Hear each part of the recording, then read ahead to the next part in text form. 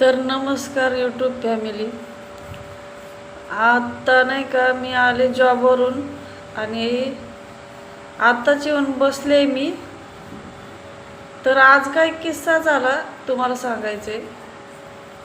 हॉस्पिटलमध्ये एक पेशंट आला होता आणि तो आला, नाश्ता विष्टा केला आणि काय म्हणलं, मॅडम मला आहे ना जरा काम आहे. म्हणलं काय काम आहे?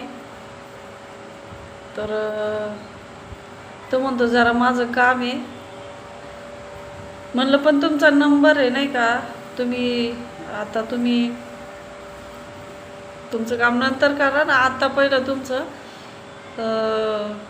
म्हणजे जो नंबर आला आहे ना, नाहीतर परत तुम्हाला लास्ट नंतर येईन तुमचा नंबर असं. कारण तुमच्या नंतरचे बरेचसे पेशंट आहे ते तुमच्यासाठी थांबणार नाही आहे. तर मग तुम्ही पहिल्यांदा तुमचा नंबर आहे तर सगळं चेकअप करून घ्या.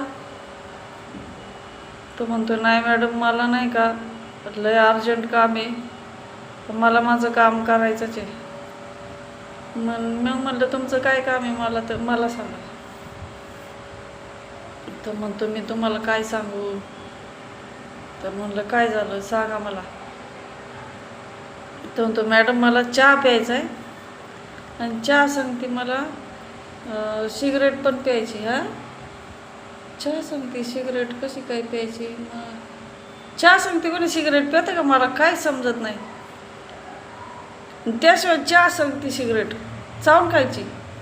अयो, चहा सांगते कोणी सिगरेट? हे भगवान, पहिल्यांदाच ऐकते मी चहा सांगते सिगरेट. मला कमेंटमध्ये सांगा, चहा सांगते कोणी सिगरेट खात्यात का? चहा डुबून बाबू, चहा डुबून सिगरेट कोणी खाईन का? राम राम राम राम. मग तर आता हा पेपरलाच बातमी द्यावं लागेल. लोक चहात सुद्धा सिगरेट डुबवून खायला लागलेत. राम, अवघडच झाले. चहा सांगते बिस्किट खाल्लेली ऐकलेत, परत खारी टोस्ट बटर पण भेटते ते खाल्लेलं ऐकले. पण डायरेक्ट चहात सिगरेट कोणी खाईन का? अरे देवा, इतकं डोकं खाल्लं त्या पेशंटने.